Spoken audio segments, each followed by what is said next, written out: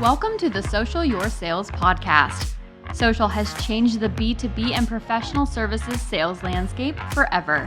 We are here to help you navigate what you need to know and how to execute these new strategies. Whether you are a sales leader, individual producer, or a member of the C-suite looking for answers, this is the podcast for you. Now here are your hosts, Brandon and Erik. Well, welcome back, everyone, to Social Your Sales podcast with Brandon Lee and myself, Erik Holdo. We wrapped up a discussion with Khalil Stultz from Direct Connection. Very interesting discussion. Not the typical discussion I think that we have with a lot of folks in the social selling space necessarily. They've got some very specific tactics that they utilize. And it's definitely worth the listen because there's plenty of companies out there, and Brandon, you tell me what you think about it. Lots of companies that approach us on, hey, we'll take care of that cold outreach for you. We'll do all that, set up those meetings for you and everything else. Mm-hmm. But they're doing something similar to that, but they're doing it and trying to drive referral people, evangelists, if you will. Mm-hmm. For those companies, which is a totally different thing than you normally hear about. In other words, how do I educate the people that could then recommend your product out in the marketplace? Yeah, and I think he even goes beyond the referral, and then he talks about the partnerships. Like if you, and he came from the world of cold calling, and where you've got a 99% failure rate, but he's saying, instead of going out and going after one sale, what if you went and built a relationship with somebody that could turn into 500 sales and finding those partnerships, affiliates, referrals? He works with people and says, hey, we're going to start in social and we're going to target the right people and we're going to use this as a platform to go build relationships with them and, as he likes to say, shoot your shot. It's actually near and dear to my heart because back when I started in the printing industry, when I opened up my first shop, I only dealt with the trade. I only dealt with other people that were out selling their products. Right. And boy, did it absolutely allowed us to grow incrementally because we didn't have to be the end salespeople. Yeah, we were that's providing excellent. the tool. So before you bring him in, okay. I just want to say I'm bullion. That's it, just bullion. You go figure it out. You'll hear it in the rest of the segment. So here we are with Khalil Stultz.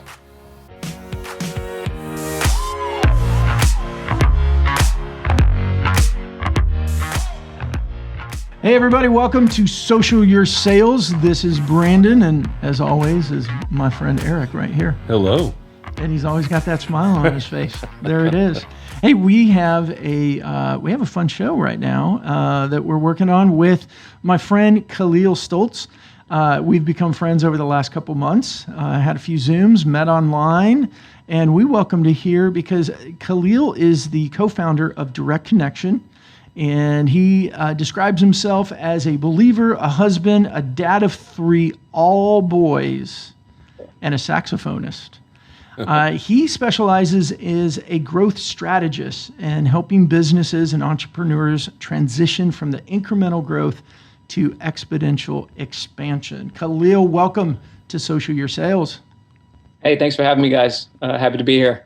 Yeah, absolutely. So when it comes to social, we jump in. Do you want to ask something? Yeah, well, I'm really curious about something I saw on your website. Yeah, hit me. You talk about the most complete lead generation strategy on the planet, right? Yes. And the first bullet says no cold calling. So yes. I'm all in for that strategy, whatever it is. Can you talk? Because I hate cold calling. I hate it with a passion. Is there anybody in the world with a raise their hand? There are. Say, no, that's there true. Are people that absolutely love to cold call, and I think that they're all. Yeah. Never mind. Yeah. So. Funny you say that, right? I used to be a big cold caller myself, Erik. I used to cold call 150 calls a day in the logistics industry for about 4 years straight. And if you can imagine the logistics industry talking to truckers, shippers all day, they're not exactly the most, how do I put this, conversational sometimes, right? So, that was an industry where we're competing with, people who have relationships that are 20 years old, right? Trying to get new business. So As I mentioned, I have 3 boys now, so I was in the midst of a growing family, and to be transparent, I just didn't have time for that. So I had to find a better way. So that's what really how that transpired. And ironically, a part of that came from my music background as well, professional saxophonist. So I started thinking, how can I grow as opposed to just growing one bride at a time, right? Because I used to do a lot of weddings, right? They pay the best. So how can I grow aside from just talking from one bride at a time? And I started to think, who the heck is talking to several brides at once, right? And it clicked, wedding planners. They already have the trust of the brides. They already have the attention. They already have them as paying clients. So I kind of married the two and said, you know what? There are platforms like LinkedIn, right? As one example. Why don't I use outreach to instead focus on just reaching out to leads, to reach out to people who already have the trust of who I'm trying to do business with? And that was kind of the birth of that strategy, kind of those two thought processes combined, if you will, to circumvent having to cold call all day and to get more results out of my outreach. Kind of like a evangelical sales force to a certain extent where exactly. Were you paying them a lead fee or anything, or were they just sort of recommending your services just to sort of give a better overall package? Great question. So it can be a mix. That varied from time to time, and kind of with the model I adopt. One of my kind of cores, if you will, in this outreach is serving as a value add to them, right? Because of that, you being a new profit center, if you will, within their wheelhouse, they become motivated to interject you into the client relationship.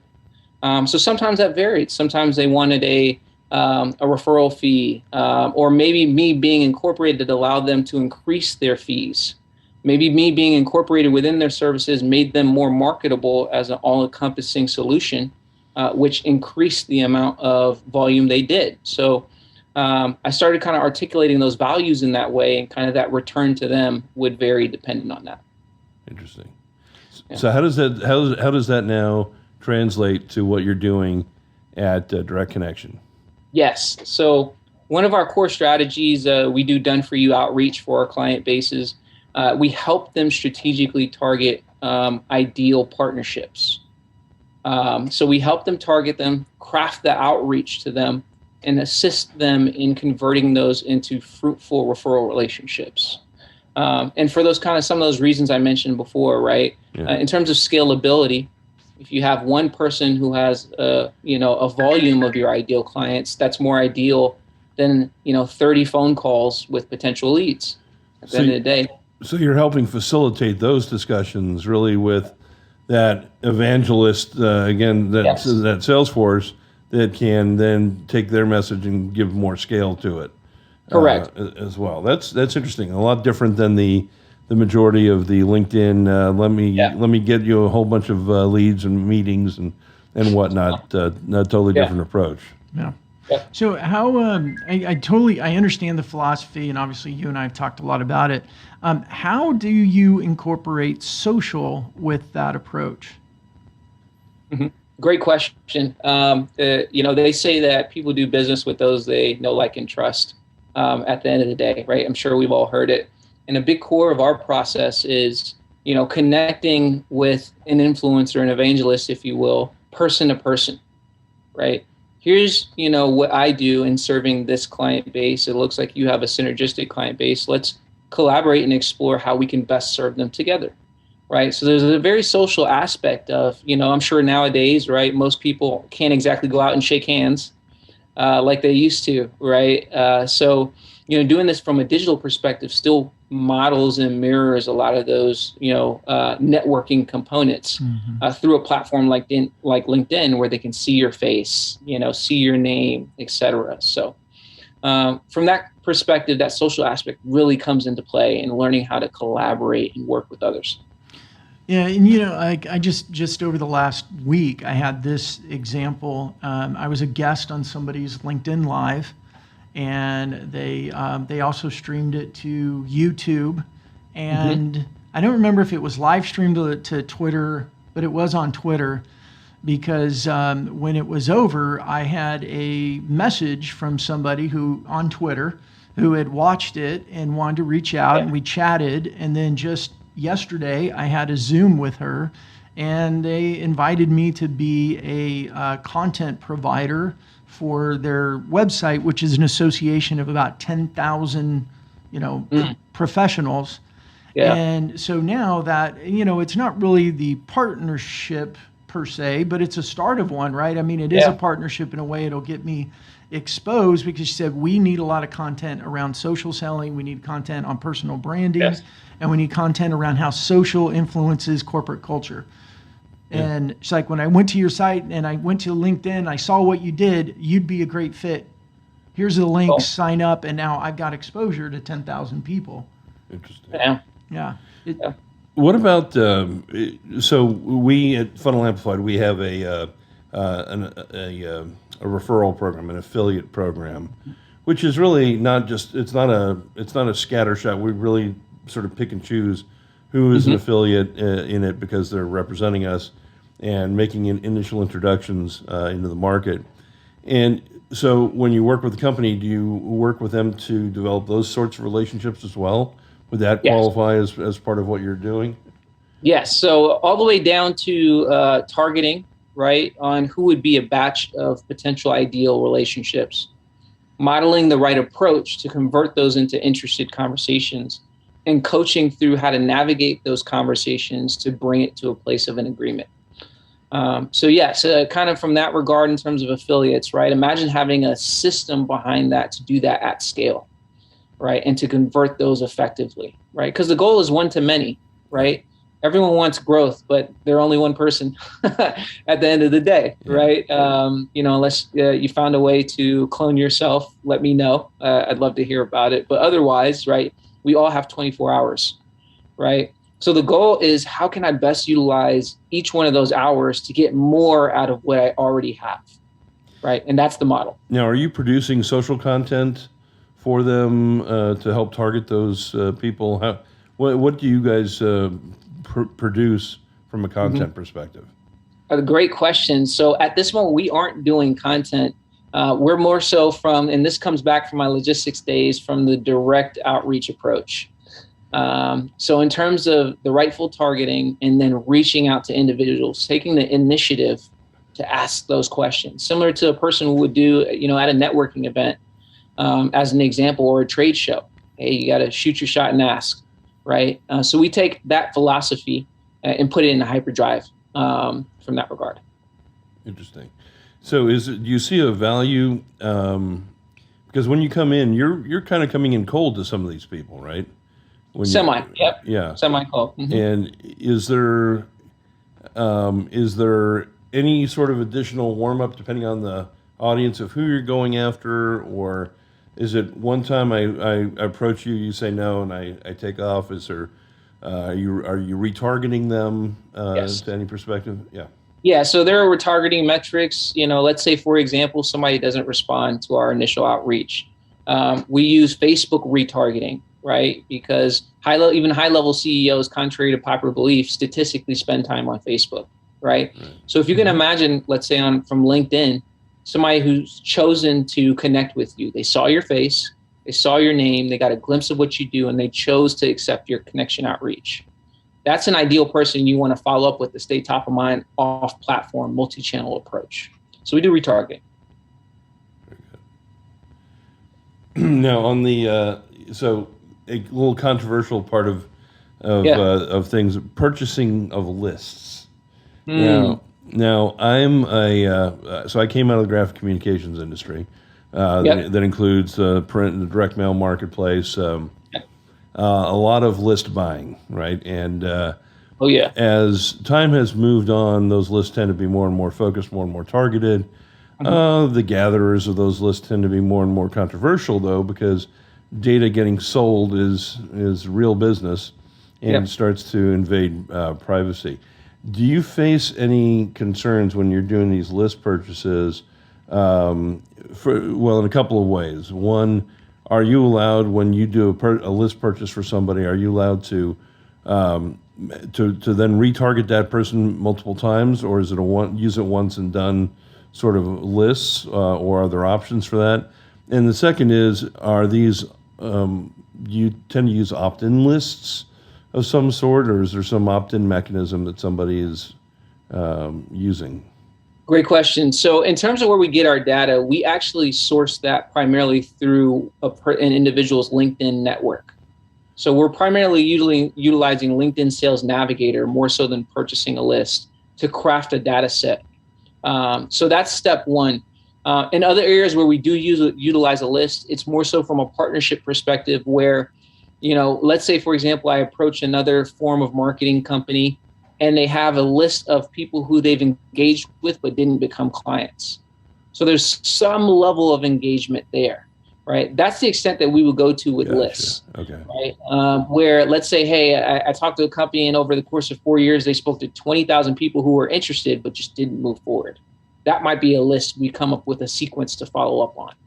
Other than that, it's all sourced through LinkedIn, and initial touch is on LinkedIn.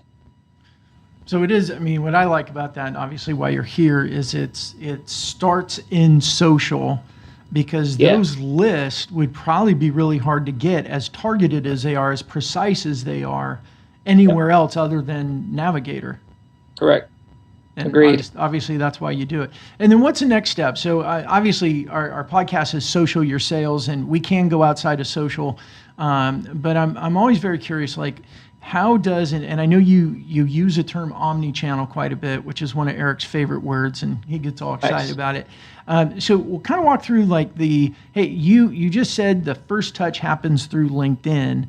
What does that process look like? Where does social play in, and what are the other channels that you use when you're coaching your customers on how to do this? Yeah, great question. So how that process looks, if you will, is, as mentioned, we craft that targeting set through Sales Navigator, right?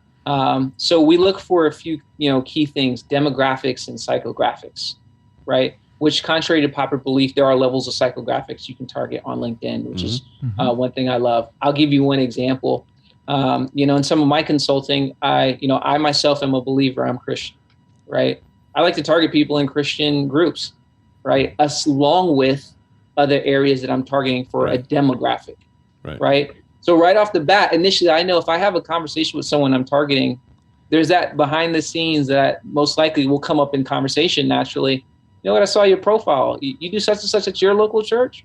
What a coincidence. I do too. So there's a lot of that those social aspects, right? Whether, you can also target someone who loves fitness with certain groups on LinkedIn. There are so many dynamics you can utilize for that social component to help improve connection, right? So how that starts is that targeting set there. I'm going to pause you there for a second, because people that are listening and they're going, okay, I want to do that.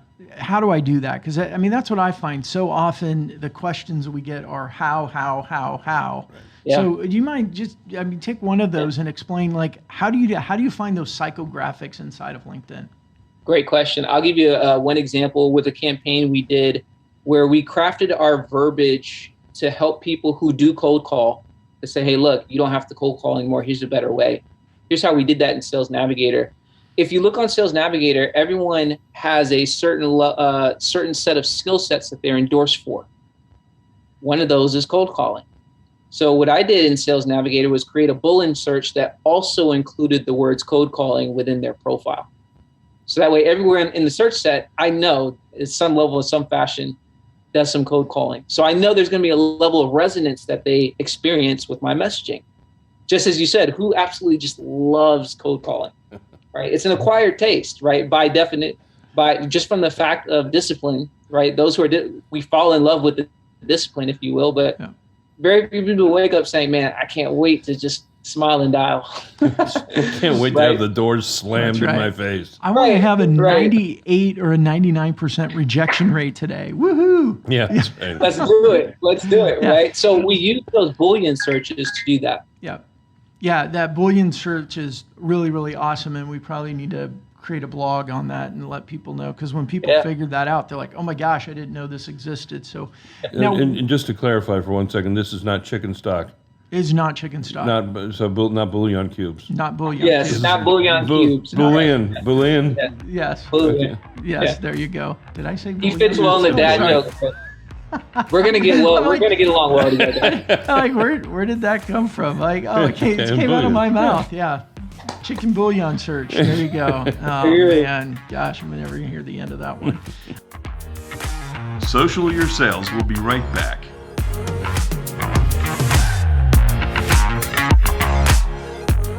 Is your sales team struggling to hit quota? Are your buyers ignoring your sales requests for conversations? The third tier of digital transformation is social. Is your team equipped to meet this challenge? This show is brought to you by FunnelAmplified. We help sales teams align their sales process with how modern buyers prefer to make their purchase decisions. FunnelAmplified is a social selling platform that drives new opportunities with your sales team, using proven social selling tactics to drive pipelines and hit quotas. With FunnelAmplified, it's quota achieved. To learn more about FunnelAmplified or start a free trial, please visit us at FunnelAmplified.com.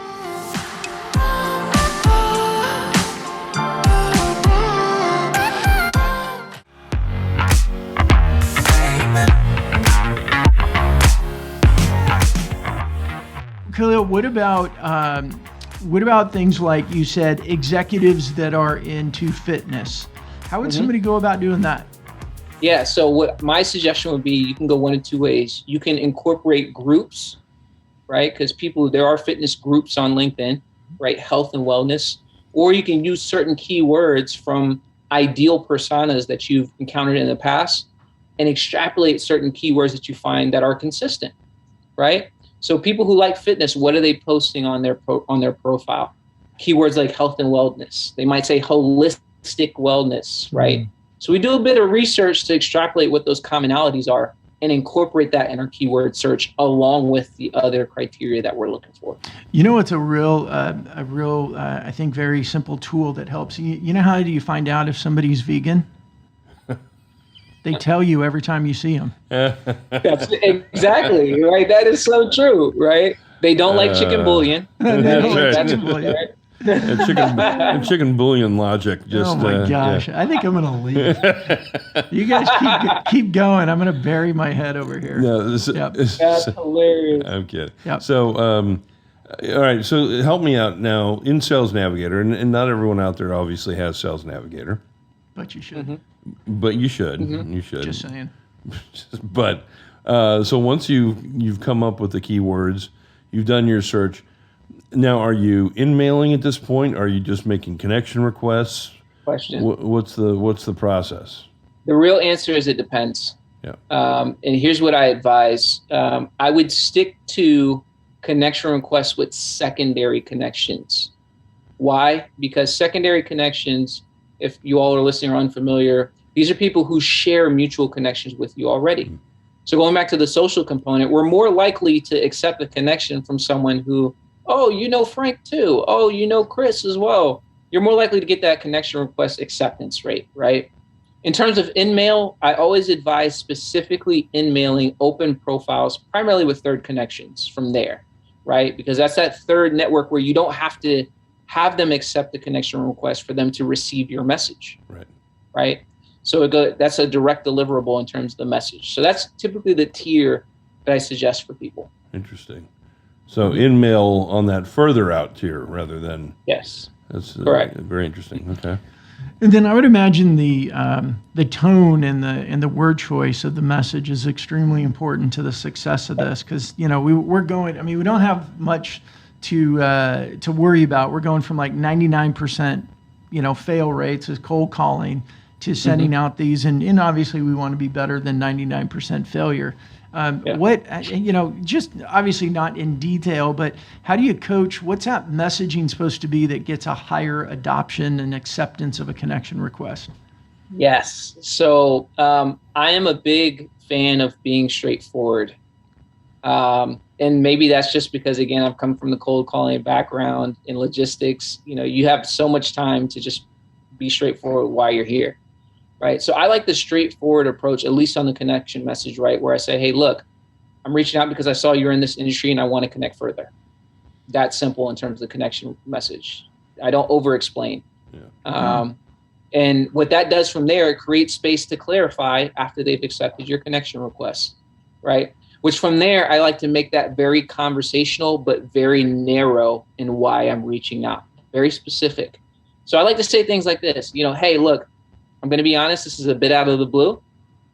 But I wanted to reach out and ask because, hey, they say you never know until you do ask. So here's my question, right?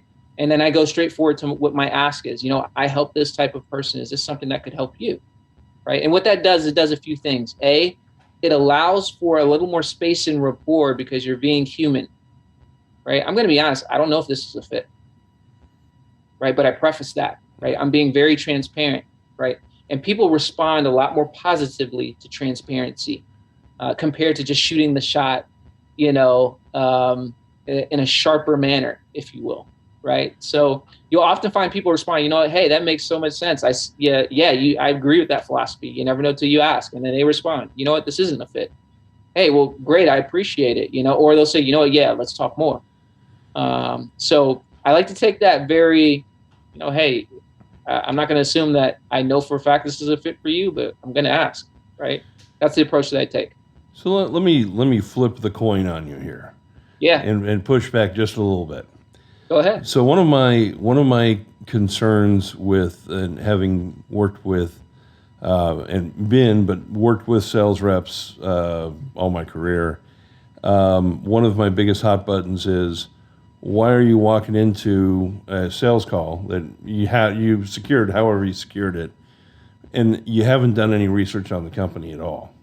Yeah. So, part of the problem with doing large scale outreach, in my view, is I don't know. I haven't looked at their website. I don't know what they do. I can't tell you how many communications I get from people that tell me that they can help me with my social media content and and how I spread my social media message. I'm like, okay, so you apparently didn't even look at our website and to see what we do.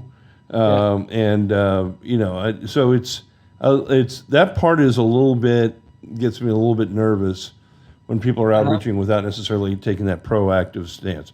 Is there a way to do both? Is there room to do both? So and this kind of goes back to the approach, right? I don't assert that I know I could help them. I ask if this is something you need help with. Two different approaches, right? Yeah, sure. Because then they can see and say, you know what, I could use help with that, or they opt out and say, no, we got that covered, right? To which we have a secondary follow-up based on those types of conversations. But the key is to just, hey, let's just be transparent and ask, I don't know. And people, they actually trust you more when you say, look, I'm not taking a cookie cutter approach. I'm not going to assume I can help you because I don't know. But the only way for me to figure out is if I ask.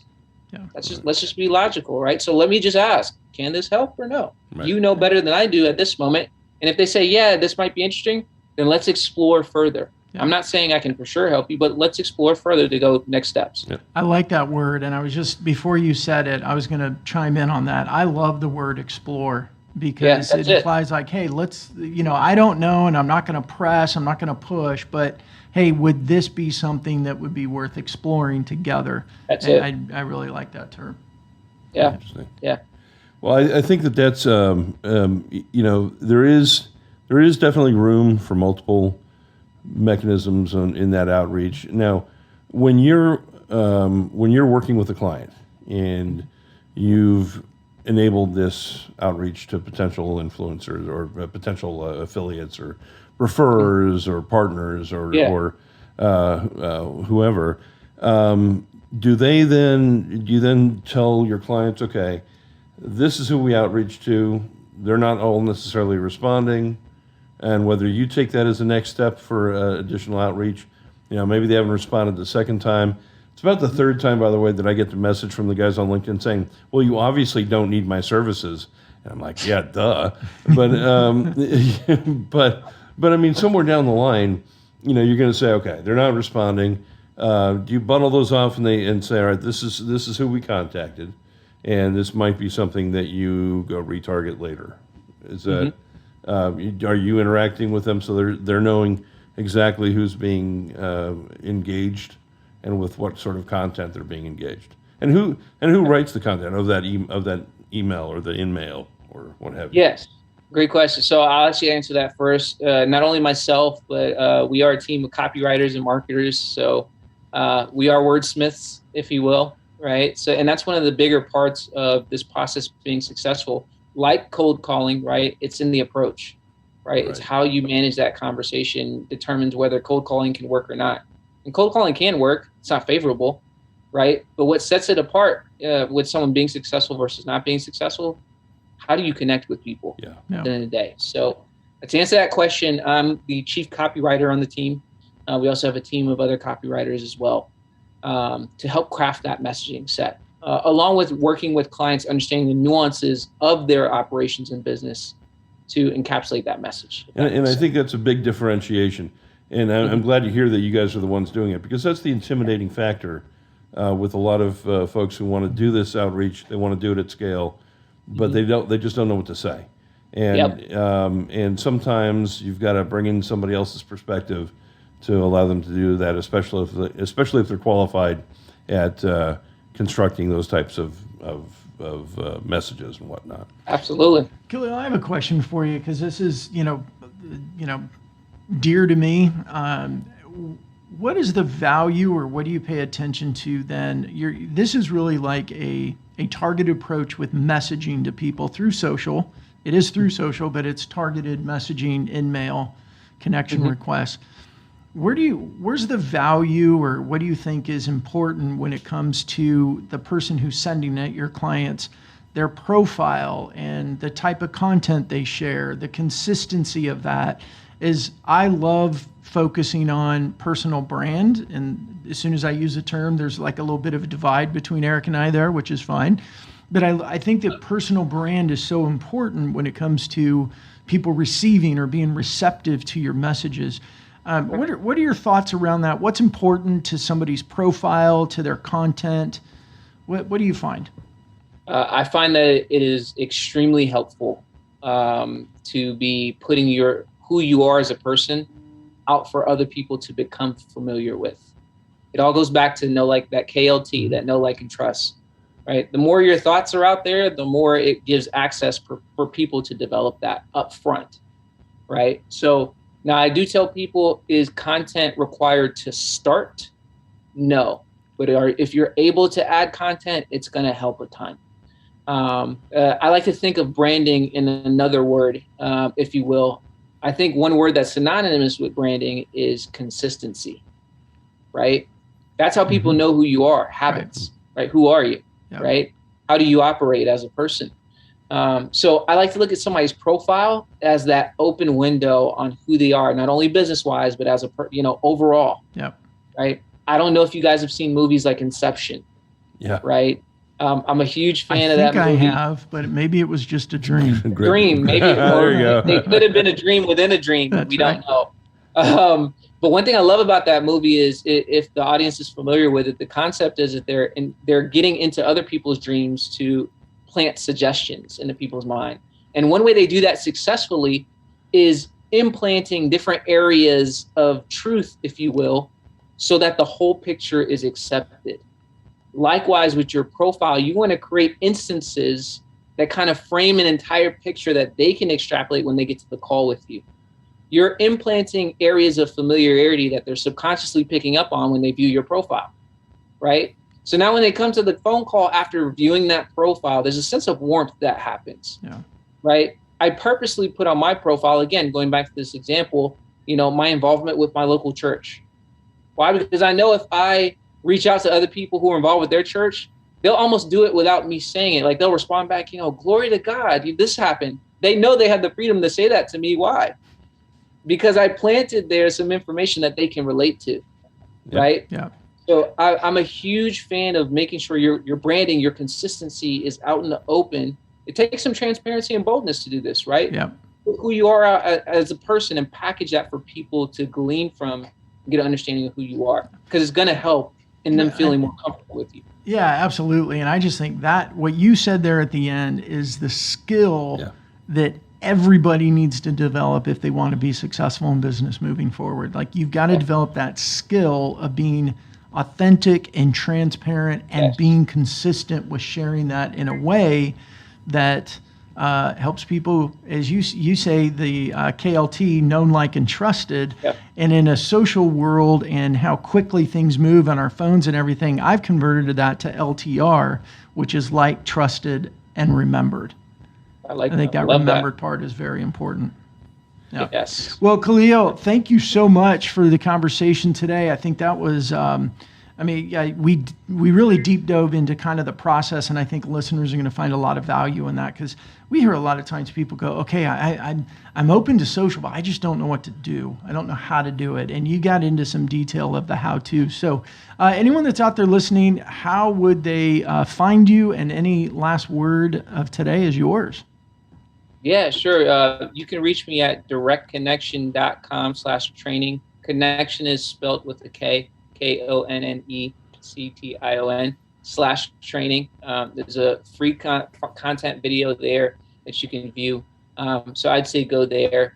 Other than that, I love to challenge people to think exponential compared to incremental, right?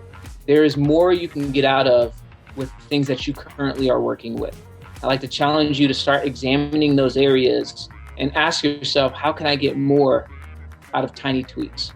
So, yeah. Great. Khalil Stultz, thank you very much for joining us today. It's a pleasure having you on board. Thank you.